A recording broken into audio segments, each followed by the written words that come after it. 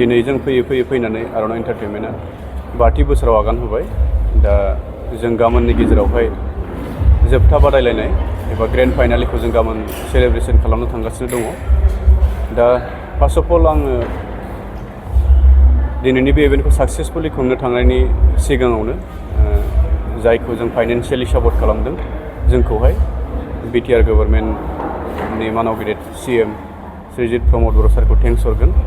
आरो नैथियाव कालचारेल AM एक्जिकिउटिभ मेम्बार दावबायसा बर' सारखौ थेंक्स हरगोन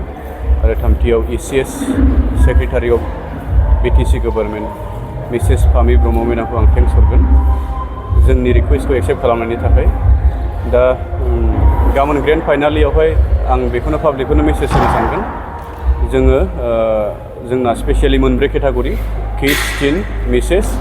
एन्ड मिस्टार मिस दा जोङो गाबोन 2 आरो 3 बाजिनिफ्राय किड्स टिन मिसेसखौ जों स्टार्ट खालामगोन आरो मिस्टार मिसखौ जोङो एराउन्ड 5:30 सोनिफ्राय जों इभेन्टखौ स्टार्ट खालामगोन आरो दा बेनि गेजेराव आं साफ्रोमबो जोंनि बिटिआर हालामनि एबा आसामनि रायजो राजाफोरखौ बयखौबो जोंनि प्रग्रामखौ नायफैनो थाखाय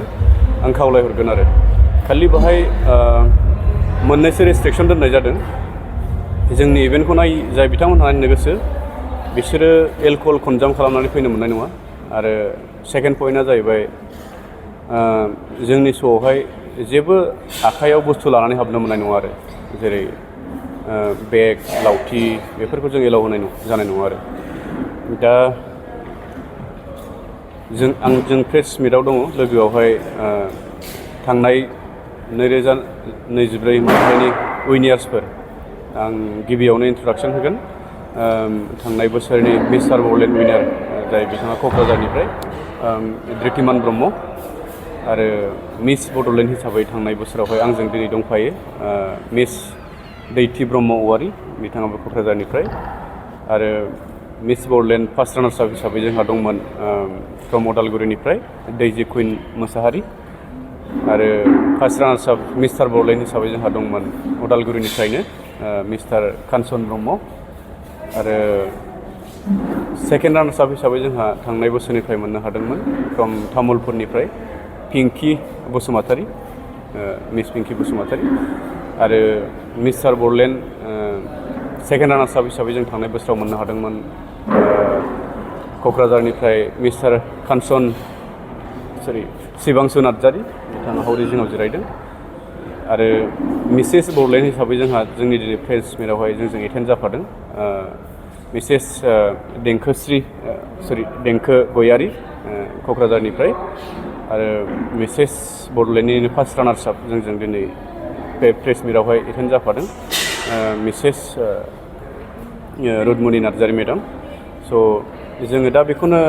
मेसेज हरगोन जोंनि श'खौहाय गाबोन बयबो लैहोर लैहोर फैनानै नायफैगोन आरो जोङो माखासे जानायनि बेब'स्थाखौबो जों खालामगोन जाय बिथांमोनहा श' नायफैयो बिथांमोननि जानायखौबो जों बेब'स्था खालामगोन आरो बेखिनिखौनो आं ओरैनो जोंनावहाय मोनब्रै केटागरि दङ किड्स केटागरि जोङो किड्स केटागरिखौ 5 इयार्सनिफ्राय 10 बोसोरसिम लानाय जादों आरो टिन केटागरिखौ जोङो 11 इयार्स टु 17 इयार्स जों लानाय जादों आरो मिसेस केटागरि होनोबा जोङो मेरिट बेखौ जोङो गासै 35 बैसोसिम जोङो लानाय जादों आरो मिस्टार मिस हिसाबै जोङो 18 इयार्सनिफ्राय मिस हिसाबै 23 इयार्स आरो मिस्टार हिसाबै 28 इयार्सखौ जोङो लानाय जादों आरो जोङो गाबोन किड्स टिन मिसेसखौ जोङो सिगाङावनो स्टार्ट खालामगोन एराउन्ड 2 बाजिसोनिफ्राय जों स्टार्ट खालामगोन आरो बिसिनि केटागरि जोबनाय लोगो लोगो जोङो मिस्टार मिसखौ जोङो स्टार्ट खालामगोन आरो जोङो फैनानै बुहुद खस्थ' मस्थ'यै जों खुंबोदोंबाबो खिन्थु नैबे बोसोरावहाय फाइनान्सियेल सापर्ट हरनायलाय जों एथ' खस्थ' मोनाखै दा बेनि थाखाय आं सिगाङावनो होनखादों जाय सिगां समाव ट्राइ खालामदोंमोन बाट एक्सेप्ट जायाखैमोन आरो दा नैबे बोसोरनिफ्राय एक्सेप्ट जादों स' बेनि थाखायनो जोंनि गथ'फोराबो इमान जानाय लोंनायाव खस्थ' मोनाखै आरो गासिबो जोंनि मेम्बार्सफोराबो एसेबाबो गोजोननाय मोनदों बेखायनो आं दहाय सिगाङाव जेरै थेंक्स होदों बेखौनो होबावगोन आरो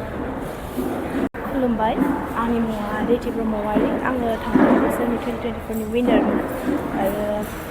आङो दानि जेनेरेसननि जाय दा बाहागो लाफैदों बा जाय बाहागो लाथ'वाखै बाट फिउचारावहाय लागोन बिसोरनि थाखाय बेखौनो बुंनो सानदोंखि नोंसोरो माबा मोनसे ड्रिम लादों बा माबा मोनसे सिमां नुदों जुदि नोङो पेजेन्ट इन्डास्ट्रियावनो फैनो लुगैदों नोंनि टेलेन्टखौ श'केस नोंनि पार्सनालिटि कनफिडेन्सखौ जुदि देखायनो फैदोंबा बियो बिराद मोजां अपरचुनिटि जायखौ जोङो जोंनि बिटिआरआवहाय होननो थाङोबा आर'नाइ एन्टारटेनमेन्टआनो फार्स्ट जागोन बेबायदि अपरचुनिटिखौ सार जायख्लङा होदों जोंनो थाखाय एफा मोजां अपरचुनिटि जों बेखौ मालाबाबो माबानाङा एंगारनाङा माने लानांगौ अपरचुनिटिखौ ग्रेब खालामनानै लानांगौ जेजोंहाय जों बेयावहाय पेजेन्ट इन्डास्ट्रियाव फैबा मा जोंनि टेलेन्ट जोंनि मा जों माने युथ्सफोरखौहाय माबा मोनसे सिमां दंबा बिनि ड्रिम्सनि फारसे मारै हार्ड वार्क खालामनांगौ कनफिडेन्ट थानांगौ डेडिकेसन बेफोरनि बिदिनो हार्ड वार्क खालामगोन माने नों हार्ड वार्क खालामबा नों नोंनि ड्रिमखौहाय मोनहैखागोनखा खुलुमबाय बयनिसिमबो आङो लास्ट इयार मा होनो जाफुंनाय मिस्टार एन्ड मिस बड'लेण्ड आं बे मा होनो विनार जानो हादों मिस्टार केटेगरियाव ओमफ्राय बेहाय जोङो अपरचुनिटिथ' बिराद मोन्दों जों दिल्लीयावबो थांदों ओमफ्राय मेगा मिस्टार नर्थ इस्टआवबो जों चान्स मोन्दों डाइरेक्ट एन्ट्रि होनानै ओमफ्राय बेहायनो आङो बयखौबो होननो हागौ कि गासिबो सिमां नुदोंबा पेजेन्ट इन्डास्ट्रियाव आर'नाइ एन्टारटेनमेन्टआ बिराद मोजां अपरचुनिटि होगासिनो बिसोर एबा मा होनो माबाफोर सिमां नुदोंबा बेहाय फुलफिल खालामनो हागोन ओमफ्राय एबा सानदोंबा सोरबा कि नोंसोर मा होनो कनफिडेन्स गैया मा गैया बिदि साननो हाया गावसोर मा होनो खस्थ' खालामनानै मोननो हागोन बेफोराव गिबियावनो खुलुमबाय बयनिसिमबो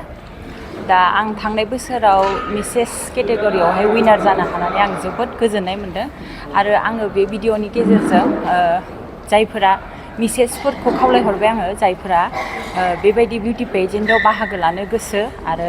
मडेलिं लाइनाव फेशन लाइनाव जायफोरा गोसो दं बिथांमोनहा जुदि बाहागो लानो गोसोबा नैबे आर'नाइ एन्टारटेनमेन्टआ जोबोद मोजां खाबु होगासिनो दङ दा बेजों नोंथांमोना खबर लानानै सुलाद लानानै बाहागो लाफैनो हागोन आरो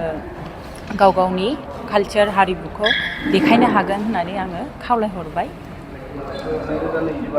फाइनाल सिजनआ गाबोन जानो थांगासिनो दङ रायजो राजा एबा अडियेन्सखौ मा बरायहरनो सानो दा जोंना फाइनाला गाबोन जानो थांगासिनो दङ 6 जुलाइआवहाय दा आङो जोंनि आसामनि आरो बिटिआर हालामनि रायजो राजाफोरखौ गाबोनहाय फैनानै नायफैनो थाखाय आङो खावलायहरबाय गाबोन जोंना श'आ 2 बाजिनिफ्राय जानो थांगासिनो दङ